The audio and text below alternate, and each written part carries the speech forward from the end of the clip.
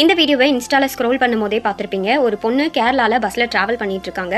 அவங்க பக்கத்துல 41 வயசுள்ள ஒருத்தவங்க இருக்கிறாங்க. இவரோட பேரு தீபக். இப்ப இவர் உயிரோட இல்ல. இவங்க தெரிஞ்சு மிஸ்பிஹேவ் பண்ணிருக்காங்களா இல்ல அது எதர்ச்சியா நடந்ததா அப்படின்றத உங்களுக்கு என்ன தோணுது அப்படின்றத கமெண்ட் பண்ணுங்க. இவங்களுடைய ஃபேஸை இந்த பொண்ணு லீக் பண்ணாங்க. இவங்களை பத்தின இன்ஃபர்மேஷனை லீக் பண்ணாங்க. இந்த ஒரு இன்சிடென்ட்னால அவங்க சூசைட் பண்ணி இறந்துட்டாங்க.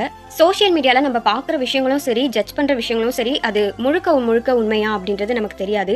ஒரு சின்ன ஒரு மூமெண்ட் சோஷியல் மீடியால பார்க்கறத வச்சு அவங்களோட என்டையர் லைஃபை நம்ம ஜட்ஜ் பண்ணிடக்கூடாது. நீதிக்கு ட்ரூத் வேணும், டைம் வேணும், ஹியூமனிட்டி வேணும். இங்கிலீஷில் ஒரு சென்டென்ஸ் சொல்லுவாங்க, think before you share, think before you judge. ஏன்னா இது லைஃப் சம்மந்தப்பட்ட விஷயம். நமக்கு நாட்டில் இப்படி ஒன்று நடக்குது அப்படின்றது மட்டும்தான். ஆனால் அவங்க ஃபேமிலி, அவங்க சம்மந்தப்பட்டவங்களுக்கு இது எந்த லெவலுக்கு வலிக்கும் அப்படின்றத நம்மளால உணர முடியும். நிறைய பெண்களுக்கு இதை வந்து லைஃப்பில் அவங்க ஃபேஸ் பண்ணிட்டு தான் இருக்காங்க. பட் உண்மையாக இருந்துச்சு அப்படின்னா கண்டிப்பாக தைரியமாக நீங்கள் வெளியில் வந்து சொல்லலாம். வீடியோ எடுத்த பொண்ணு இதை பற்றி பேசாமல் ரீல்ஸ் மட்டும் போட்டு ஃபாலோவர்ஸ் எல்லாம் இன்க்ரீஸ் பண்ணிட்டு ப்ரைவேட்டில் போட்டு அந்த வீடியோவையும் டெலீட் பண்ணிட்டாங்க. வீடியோ எடுக்கிறதுக்கு முன்னாடி அங்கே உள்ள பேசஞ்சர் கிட்ட சொல்லியிருக்கலாம், இல்லை கண்டக்டர் கிட்ட சொல்லியிருக்கலாம், இல்லை அவங்களுக்கு ஒரு வார்னிங் கொடுத்துருக்கலாம். ஏன்னா பஸ்ஸுன்னும் போது தெரிஞ்சோ நடக்கலாம், இல்லை தெரியாமலும் நடக்கலாம். தெரிஞ்சு பண்ணுறவங்களாம் இருக்கிறாங்க. பட் அதுக்குன்னு நான் ஃபுல் சப்போர்ட் அவங்களுக்கு பண்ணலை. சப்போஸ் இந்த விஷயம் தெரியாமல் நடந்திருந்தா இன்னைக்கு அந்த உயிர் இல்லை.